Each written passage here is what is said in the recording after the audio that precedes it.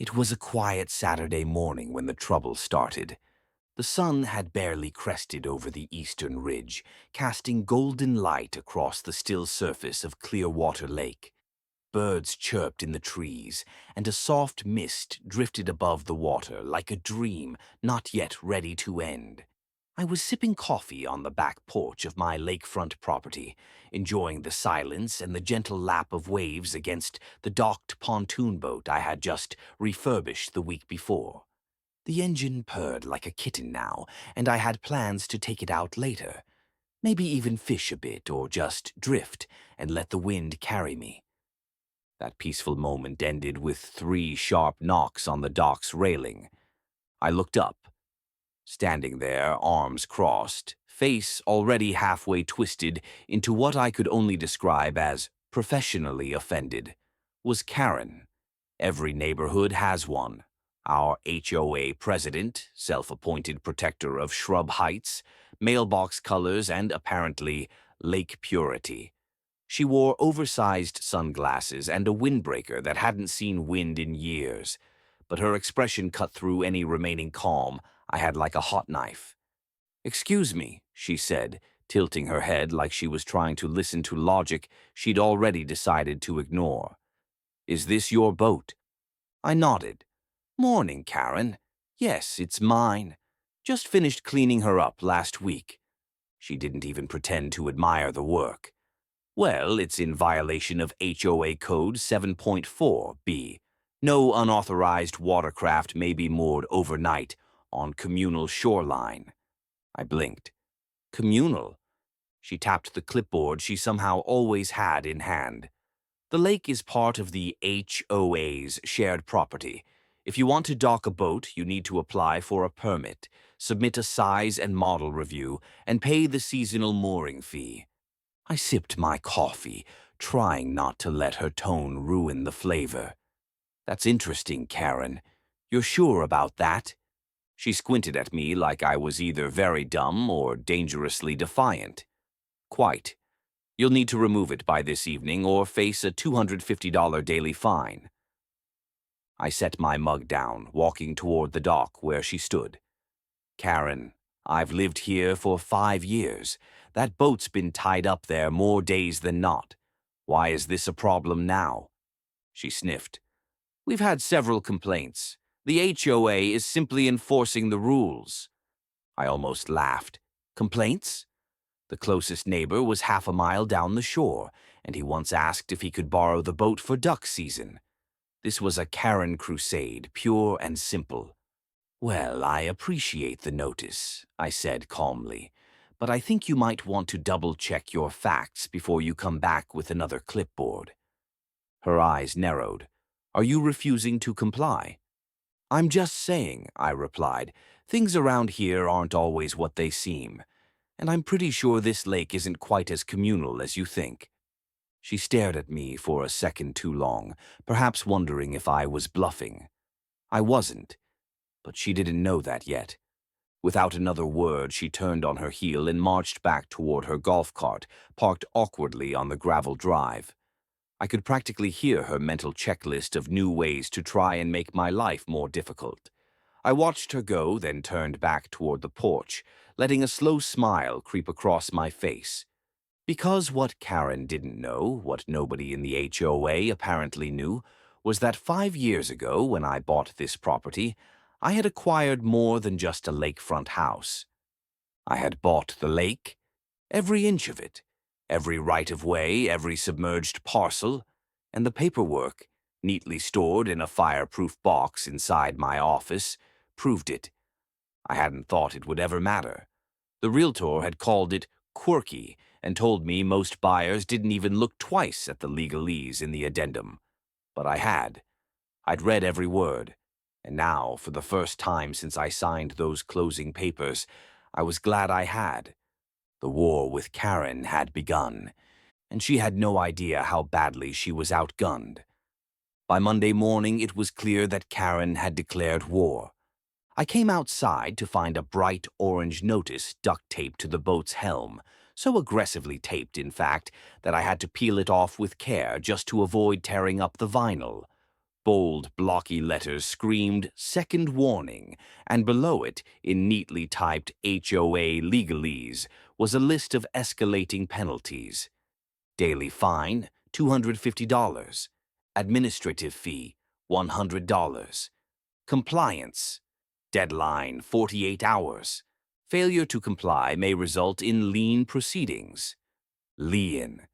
They were threatening to put a lien on my property because of a pontoon boat parked on my own dock, floating in a lake that, unbeknownst to them, I legally owned. I chuckled, though not because it was funny. It was the kind of laughter that came when someone underestimated you so badly that it was almost insulting. I called my lawyer that afternoon. "Hey, Paul," I said when he answered. "Remember that weird clause in my property deed about the lake rights?" He paused for a second, then laughed.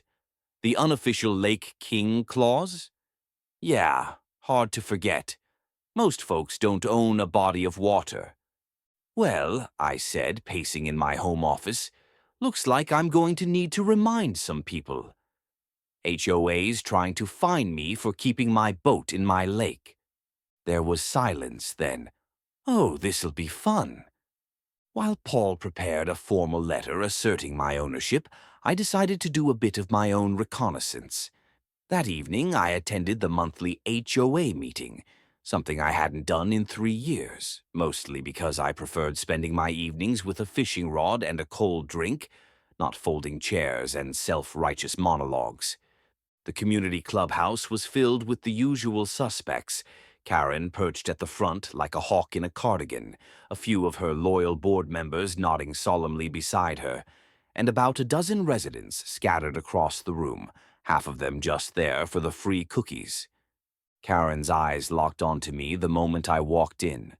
Her smile was wide, but her eyes were ice. "Well, well," she said, voice sugary. "So glad you could join us tonight. I trust you've seen our notice?" I gave her a nod. "I have. That's why I'm here. Seems there's been a mistake." "Oh," she said, playing innocent. "Our rules are very clear."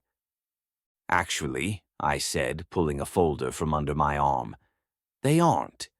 Because the lake isn't HOA property. It's mine." The room stirred, a few people whispering to each other. Karen raised an eyebrow. "That's quite a claim," she said. "And where's your proof?" "Coming by certified mail tomorrow morning," I said, "but I brought a preview."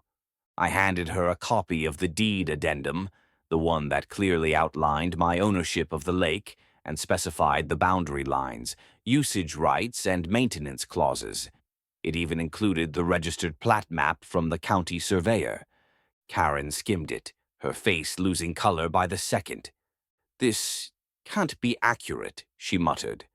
"Oh, but it is," I said. "Signed, sealed, and recorded 5 years ago. The previous owner kept the lake rights when he subdivided the lots. I bought the main house and the entire body of water with it." One of the board members, a nervous-looking guy named Doug, leaned over to peer at the papers. "So, wait, if he owns the lake, we can't fine him for using it?" Karen shot him a glare, but the room was already shifting. The mood had changed. "Well," she said tightly, "I suppose we'll have to review this with our attorney." "You do that," I said, "but until then you might want to put a pause on those fines, or you could end up with a counterclaim for harassment." I left the meeting without another word, letting the silence behind me do the rest. By the time I got home, Paul had already emailed me a draft of the cease and desist letter addressed to the HOA. We'd send it first thing in the morning. It was polite but firm, direct but professional, the kind of letter that reminded people of the legal system's weight when it's not on their side. I looked out at the lake again before heading inside. The water was calm, lit by the moonlight, and my boat bobbed gently against the dock. Still there, still mine. Karen had thrown down her clipboard like it was a sword. But I wasn't just holding a shield, I was standing on my kingdom. By midweek, the entire neighborhood was buzzing. Clearwater Estates had never been what you'd call exciting. It was a peaceful community of retirees, remote workers, and weekenders who mostly kept to themselves, until now. Suddenly, my name was being whispered on walking trails, at mailbox clusters, and in half-baked neighborhood Facebook threads with titles like Concerns about Lake Usage Rights and HOA Overreach or Misunderstanding. It seemed Karen's boat crusade had unintentionally ignited a fire she couldn't control. The first real sign came from my neighbor, Clint, who lived 3 houses down. A grizzled Vietnam vet who mostly spent his days in camo cargo shorts and grilling suspicious-looking meat, Clint had rarely spoken more than 10 words to me. But on Thursday morning he wandered over with a beer in hand and a crooked smile. "Heard you owned the whole damn lake," he said without preamble. I chuckled. "I do." He raised his beer in salute. "God bless paperwork." It was the most neighborly thing he'd ever said to me. Word was spreading, and people were starting to take sides. Most, like Clint, were quietly delighted. Finally, someone had stood up to Karen. But there were others, too. A smaller, louder faction who had long benefited from Karen's iron rule, and now saw my pushback as a threat to their precious order. That Friday, a printed newsletter from the HOA appeared in every mailbox. It was formatted like a community update but read more like a Cold War manifesto.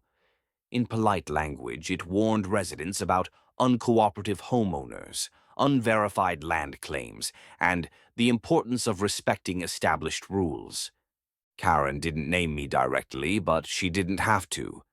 Everyone knew who it was aimed at, and everyone knew she was trying to get ahead of something she couldn't quite stop. Still, the letter annoyed me. It wasn't just passive-aggressive, it was misleading. So I decided to do something I hadn't done since the whole mess began. I opened my own laptop and logged into the neighborhood Facebook group. Post title, Lake Facts from the actual owner. Hey neighbors, since there seems to be some confusion and creative storytelling going around, I figured I'd clear things up. Yes, I do own Clearwater Lake. Yes, I have the legal documents to prove it. No, the HOA does not control the lake or its usage.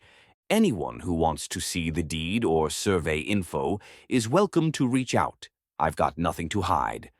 Also, for those concerned, I have no intention of restricting access to the lake for responsible neighbors. But I will push back against threats, fines, or false claims. Let's not let power trips ruin a beautiful community. I hit post and waited. Within 5 minutes, it had 30 likes and a handful of comments, some supportive, others neutral, and a few subtle jabs from Karen's inner circle. Tina J. Wow, never knew a private person could own a whole lake. Interesting. Doug P., HOA Treasurer. Appreciate the clarity, Jay. Hoping we can resolve everything without further drama. Karen W. We all love this lake. Let's remember to act in the spirit of community, not control. Classic Karen, wrapping threats in sugar and pretending she didn't start the fire. But the real shift happened on Saturday. That afternoon, while I was hosing off the boat, a line of neighbors wandered down to my dock. One by one, they asked questions. Some were curious. A few were skeptical. Most just wanted to know what it meant for them. I answered honestly. No, I'm not charging for access. Yes, I'm happy for people to continue fishing, kayaking, and swimming. But no, I said firmly, I'm not tolerating the HOA bossing me around on my own water. That earned me a few quiet nods and even a handshake or two. Karen had spent years tightening her grip on this neighborhood, deciding what color your shutters could be, how tall your grass was allowed to grow, and now, apparently, what floated where in my lake. But the cracks were showing. People were remembering they didn't have to be afraid of clipboards and citations. And I was just getting started, because Paul had sent me an interesting piece of information the night before. Something buried in the HOA's original charter. Something Karen probably didn't even realize. Something that might just make the next chapter even more fun. The quiet war between me and the HOA took a sharp turn the following week. It started with a visit to the county records office. Paul, my lawyer, had mentioned something unusual in our last call. He'd been reviewing not just my property deed, but the original developer documents that founded Clearwater Estates and defined what the HOA could and couldn't do. Most folks don't realize how much power, or lack thereof, is buried in those dusty documents. Karen certainly didn't. Go check the public land filings, Paul had said. There's something she overlooked. Something about lake jurisdiction and the developer's intent. So I drove 20 minutes into the county seat, a little town with more antique shops than traffic lights, and walked into the records office. The clerk was helpful, if a little slow, but after some digging and $7 in copy fees, I walked out with a manila folder thick with truth. That evening I spread the papers out on my kitchen table like a crime board in a detective show. My deed was clear. I owned the lake, title and all. But the old developer documents, they held the real bombshell. Back in the early 1980s, when Clearwater Estates was first platted, the original developer had subdivided the land around the lake into lots, selling them off individually. But he'd specifically retained the lake itself as non-HOA common ground to be sold separately. His reasoning? Liability. He didn't want the HOA responsible for accidents, flooding, or maintenance. Smart guy. Decades later, that leftover parcel, the lake, was sold privately, and I had bought it. Translation? The HOA never had jurisdiction over the lake. Not back then, not now, not ever. Karen had been trying to enforce rules on something the HOA never even legally controlled. I almost felt bad. Almost. But Karen wasn't the type to go down quietly. The next day, I found a violation notice on my mailbox. Not about the boat, this time. This one said I was in breach of multiple aesthetic ordinances: grass length, fence paint, fading, even unauthorized decorative elements. They were fining me for having a wind chime. A wind chime. It was clear retaliation, and not even subtle. Karen had shifted tactics, from lake arguments to trying to bury me in bureaucracy. A classic move. When they can't win one battle, they open 5 others and hope you tire out. I didn't. Instead, I collected the notices, scanned them into a PDF, and emailed them straight to Paul. Within 24 hours, he fired off a second cease and desist, this time citing harassment, selective enforcement, and abuse of authority. He also attached the development charter showing the HOA's lack of jurisdiction over the lake. Then came the real fun. I posted again on the neighborhood Facebook group. Just facts, just quotes, scanned documents, no insults, no sarcasm, just truth in black and white. For anyone confused about the HOA's role, Clearwater Lake was never HOA-controlled property. The original developer specifically excluded the lake from HOA jurisdiction. I legally own the lake and have full rights to use and manage it. Also, since my grass length and fence paint suddenly matter more than they have in 5 years, I've asked my attorney to look into selective enforcement. Transparency benefits everyone. Let's keep it honest. That post exploded. Over 100 comments in one night. Half the neighborhood backed me. Some cheered. Others shared their own grievances with Karen's overreach. A few even questioned the legitimacy of other rules they'd followed for years, without knowing they were optional. Karen, of course, tried to respond. Karen W. While we respect everyone's opinions, we must continue to uphold standards for the greater good of our community. Sandra T. Karen, are you saying you can enforce rules on property the HOA never owned? Doesn't that cross a line? Doug P. I've asked the board to review our enforcement policy in light of these findings. Doug was turning. Others were too. Karen's grip on power was slipping. Later that week, I got a quiet knock on the door. It was Lisa, one of the newer residents, with her toddler on her hip and a nervous smile. I just wanted to say thanks, she said. Most of us don't have the time or guts to push back, but we're watching, and we're grateful. That moment stayed with me, because it wasn't just about a boat or a lake anymore. It was about reminding everyone that power doesn't come from clipboards and threats. It comes from truth and knowing how to use it. Karen showed up on my property again the next morning.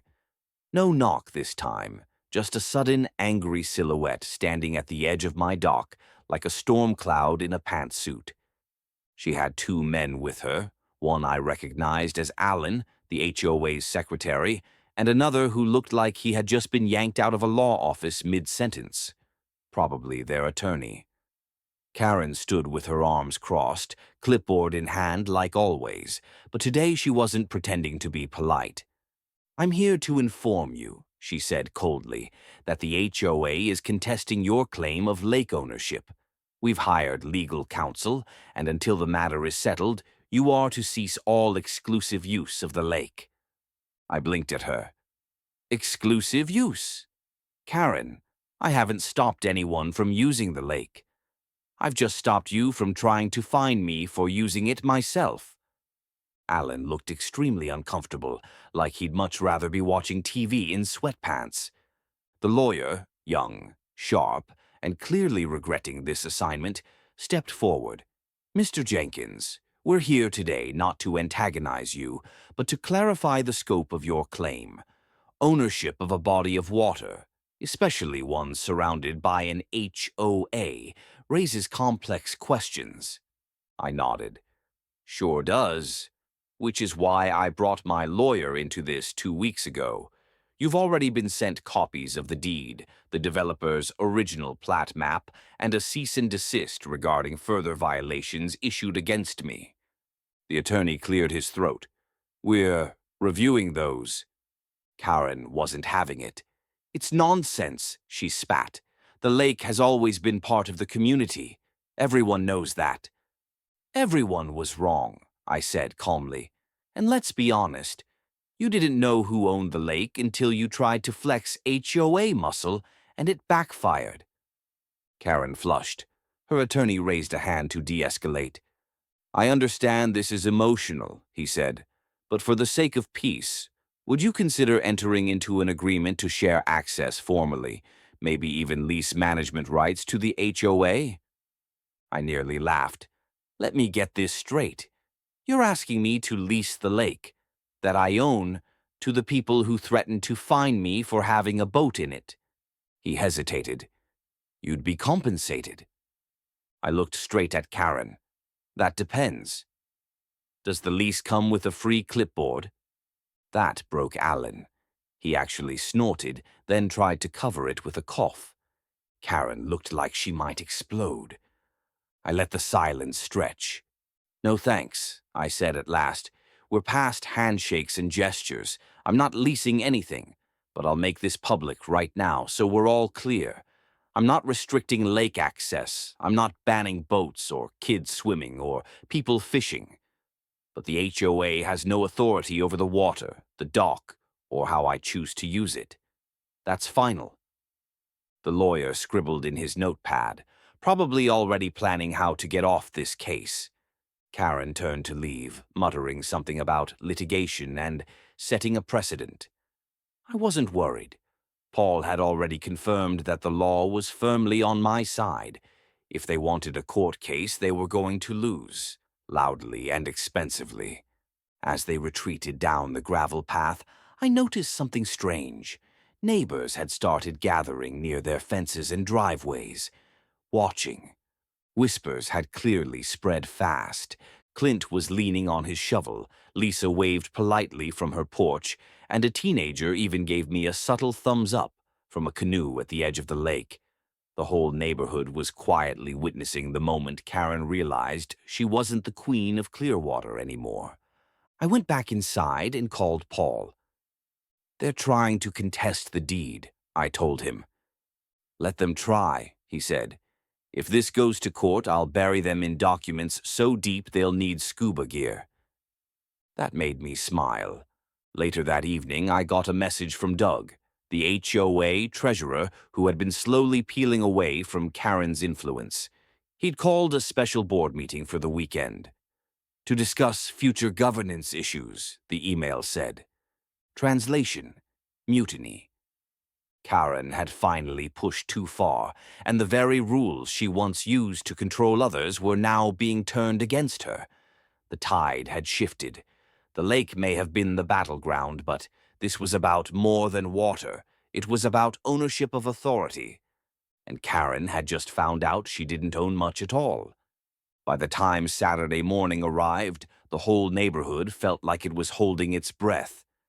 The HOA's special meeting was scheduled for 10 a.m. in the clubhouse. I wasn't on the board, and under normal circumstances, I wouldn't have attended. But these weren't normal times. Besides, word was that Karen was going to make a statement that alone was worth showing up early with coffee and a front row seat. I arrived 10 minutes early. The room was already half full. There was a quiet buzz of conversation, not the polite kind you hear at neighborhood potlucks, but the charged murmurs of people who sensed something big was coming. Clint was seated near the back with his arms folded, and Lisa waved me over to sit next to her. Even Doug, the treasurer-turned-traitor, looked tense as he shuffled papers at the front of the room. At exactly 10 o'clock, Karen stormed in like a general ready for war. She was dressed for the occasion, sunglasses indoors, a navy blazer, and a manila folder clutched tightly in one hand. She marched straight to the podium and adjusted the mic like she was about to deliver the Gettysburg Address. "Good morning," she said, voice sharp.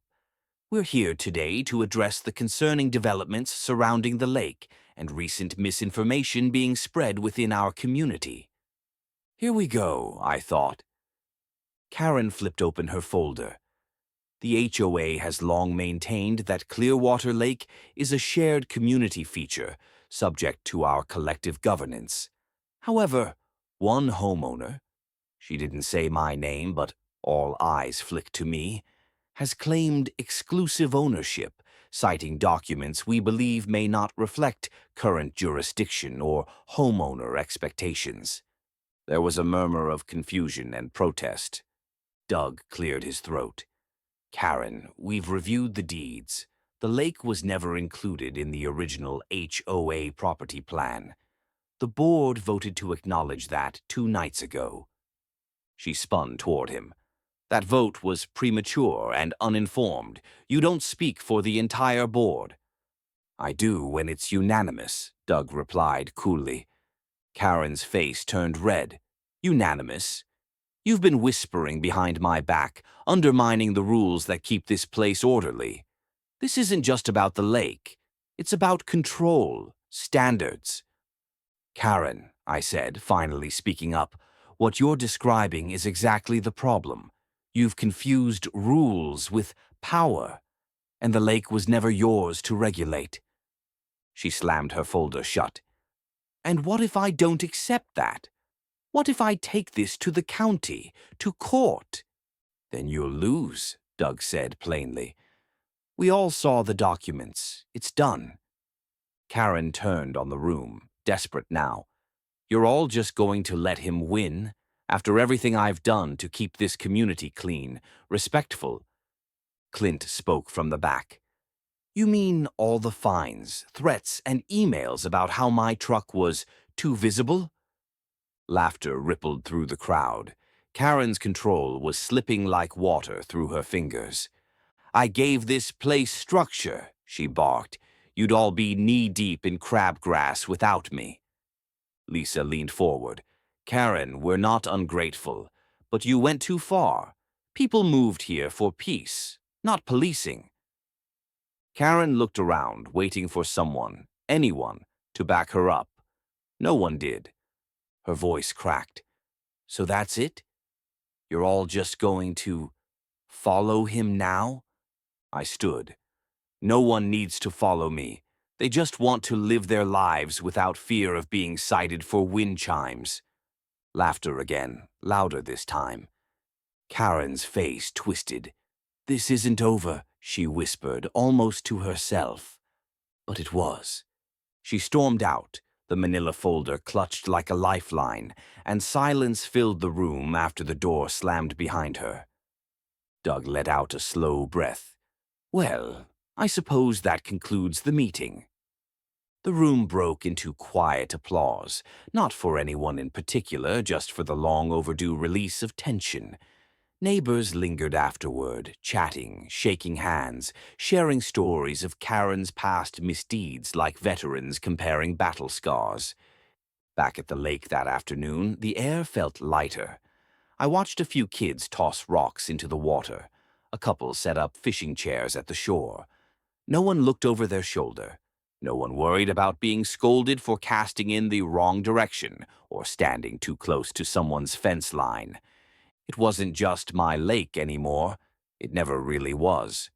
But now everyone understood the real value of ownership, freedom, with respect, not rules imposed from fear.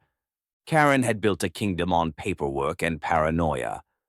All it took to bring it down was a boat and a man who read the fine print.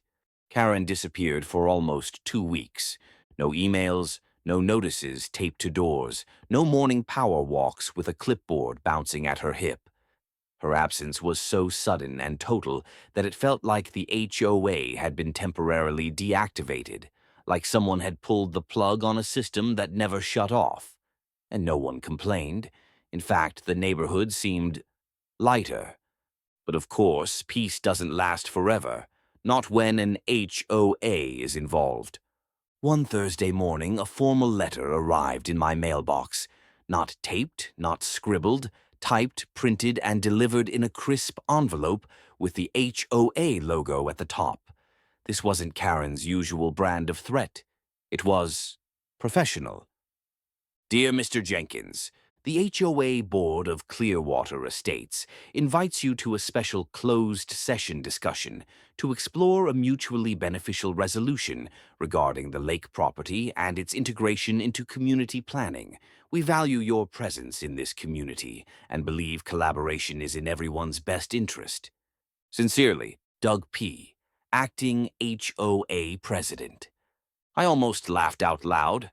After months of threats, fines, and meltdowns, now they wanted to collaborate. But curiosity got the better of me. That Saturday, I walked into the community clubhouse again, the same room where Karen's control had unraveled in front of half the neighborhood. This time, the energy was different, less tense, more cautious. The HOA board was seated in a half circle. Doug, Sandra, the secretary, Alan, still looking nervous, and 2 newer members I didn't recognize well. Doug stood when I entered. Thanks for coming, Jay. I nodded.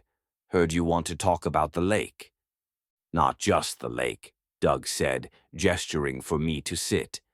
The neighborhood. Moving forward. I sat slowly, eyeing the stack of documents on the table. All right, let's hear it. Doug glanced at Sandra, who took over. We've reviewed all the legal paperwork with our own counsel. It's clear. The lake is yours. No contest. Glad we're all caught up, I said evenly. She smiled, a bit sheepish. Yes. And we also acknowledge that the board, under previous leadership, may have overstepped its bounds. Doug added, we'd like to make things right. We're hoping to establish a cooperative agreement, not legal control, but communication. Things like shared lake safety notices, optional HOA-funded cleanup events, signage for guests, that sort of thing. And in return, I asked. Sandra hesitated. In return, we'd appreciate your input, possibly even your participation, as a non-voting advisor to the board. Your ownership gives you a unique stake in this community.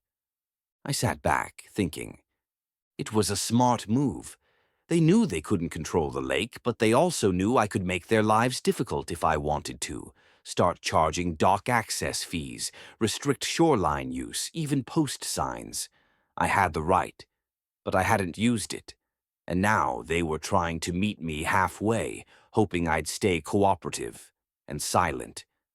I'm not interested in being anyone's advisor, I said at last. But I'll tell you this, I don't want a war either. I just want to be left alone to enjoy my property like everyone else. Doug nodded. Understood. I stood to leave, then paused.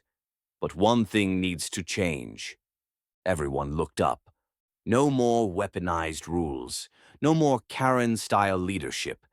People are tired of living like their HOA is spying on them. Alan raised a hand. We've actually started revising the bylaws, removing the outdated clauses, softening enforcement, creating a resident review board. I raised an eyebrow. That's surprisingly reasonable. We want to rebuild trust, Doug said. The clipboard days are over. I left the meeting with a strange sense of satisfaction. Not victory, not exactly, but balance. For the first time, it felt like the neighborhood and I were finally rowing in the same direction. Over the next few days, I started noticing changes. The neighborhood Facebook group, once a hotbed of passive-aggressive complaints, had turned into a kind of digital bulletin board.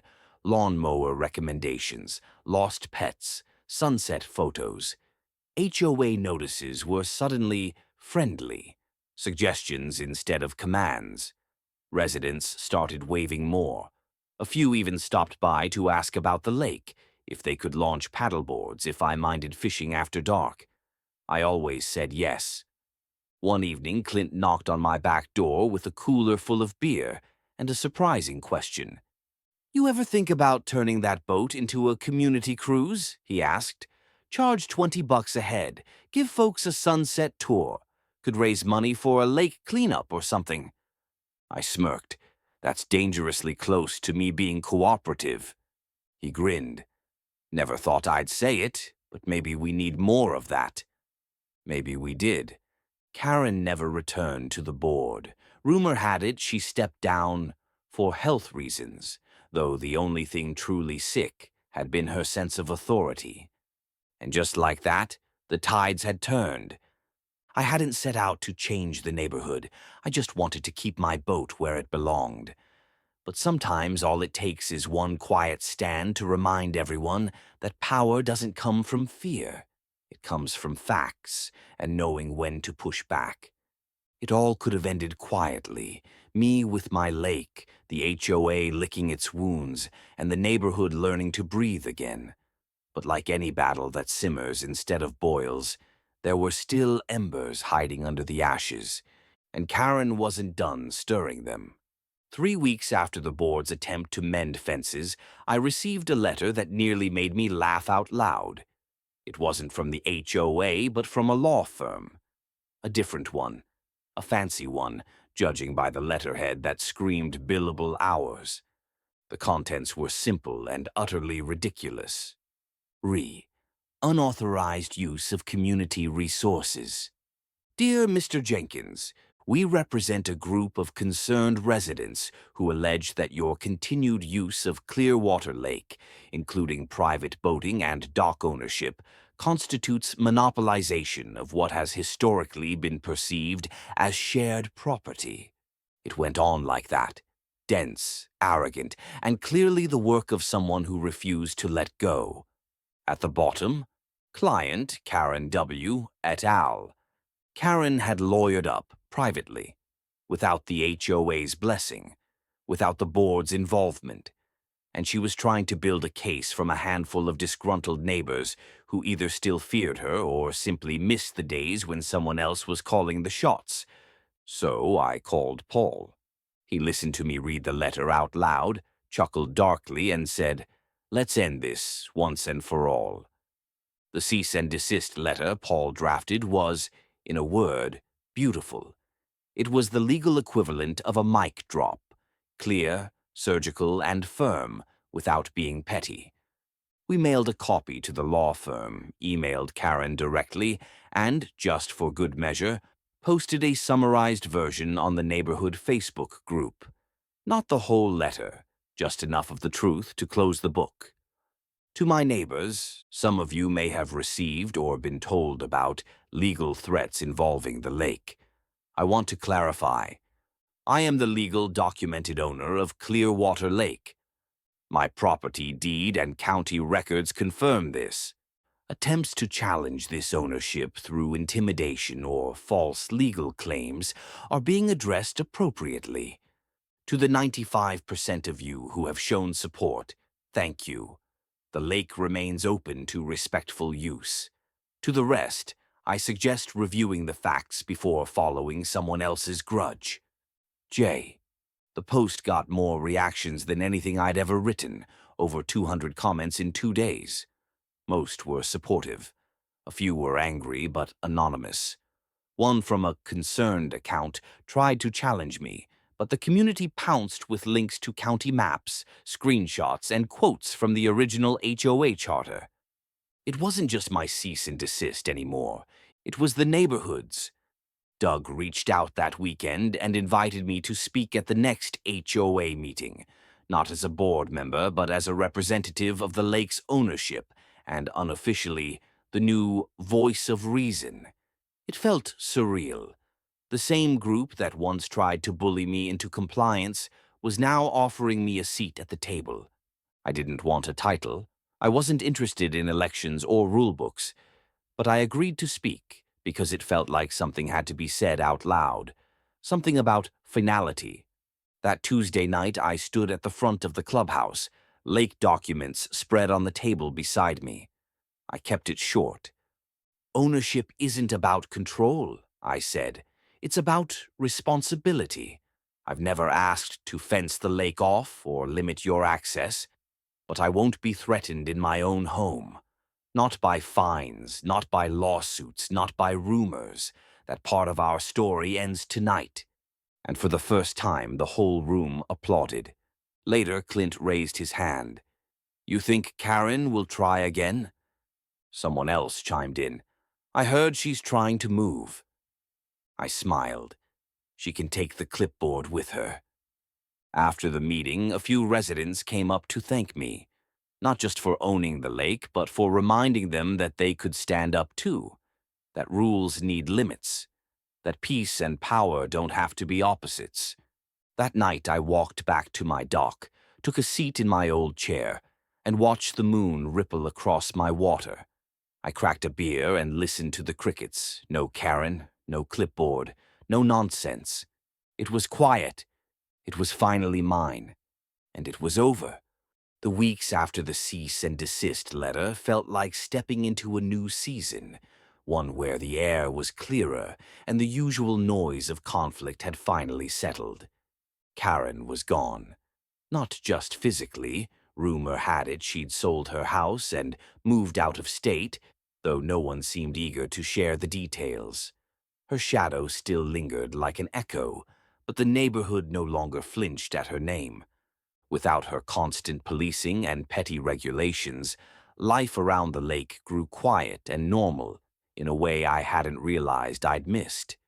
The kids were back, laughing and splashing as they raced across the water in kayaks and rafts.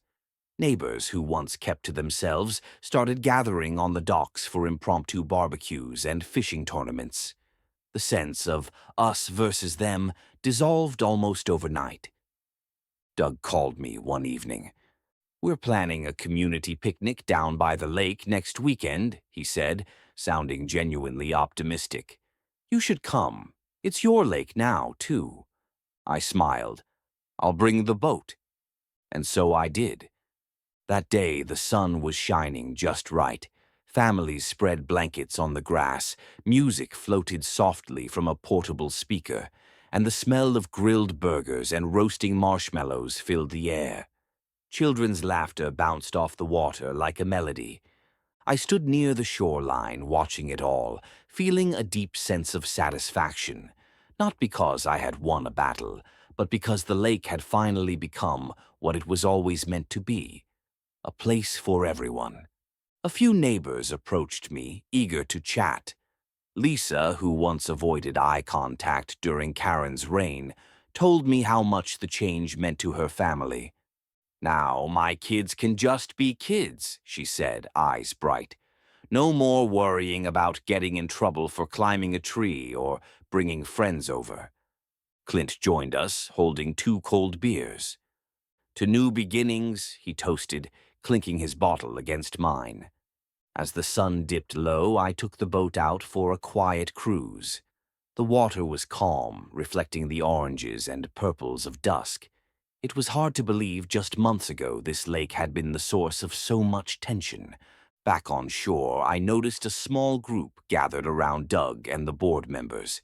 They were discussing something quietly, and when Doug caught my eye, he waved me over. "We've been talking," he said, lowering his voice.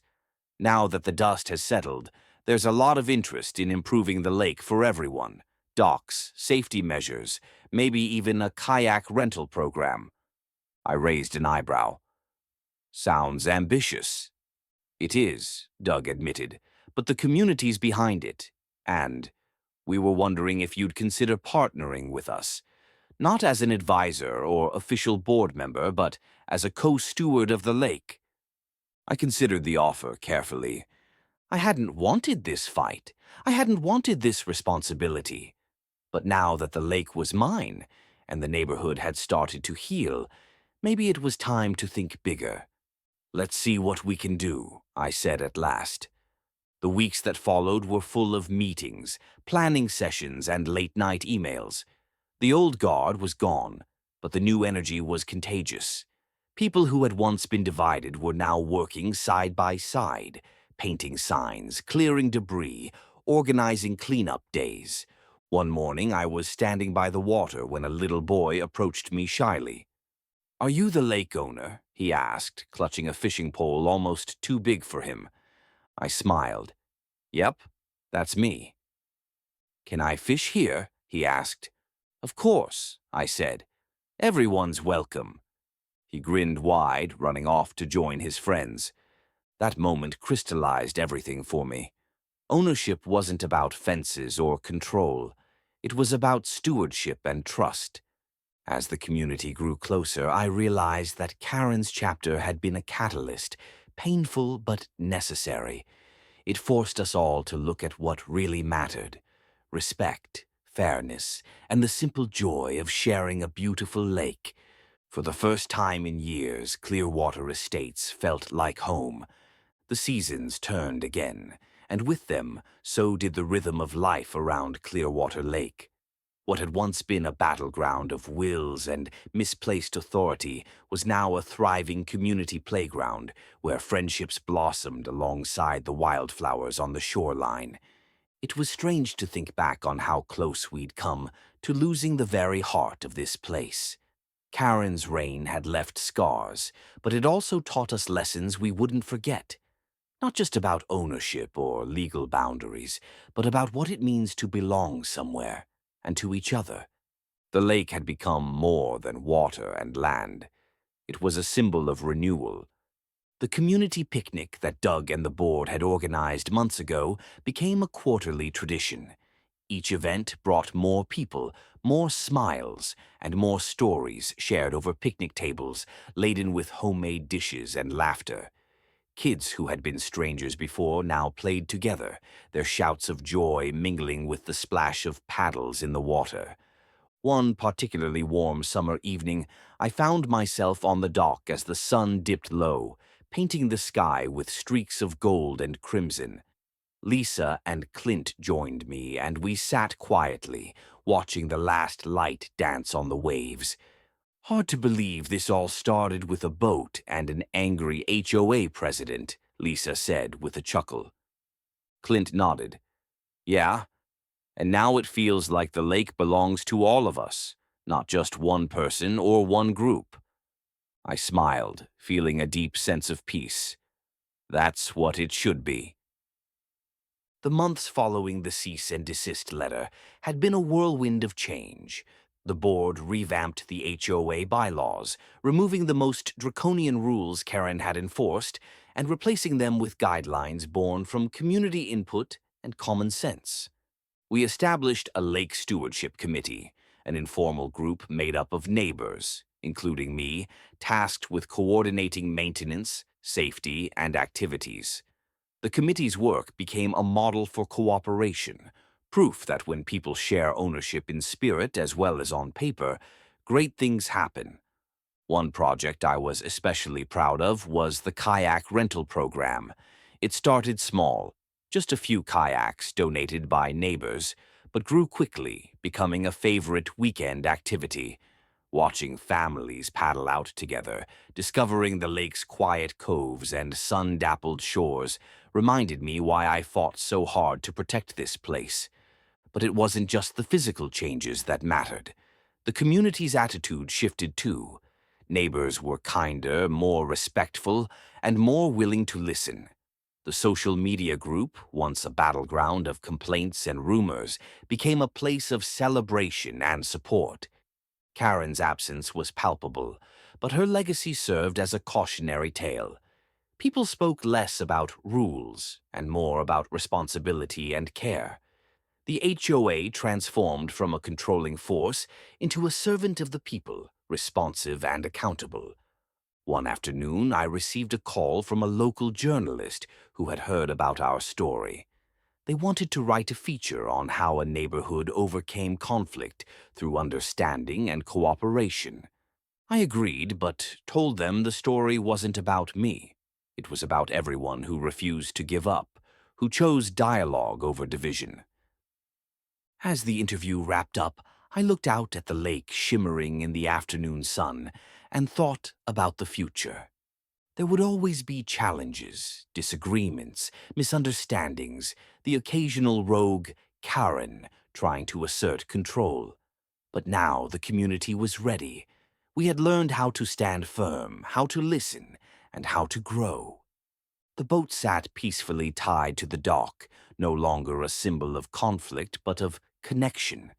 It was a reminder that sometimes owning something means more than having legal rights.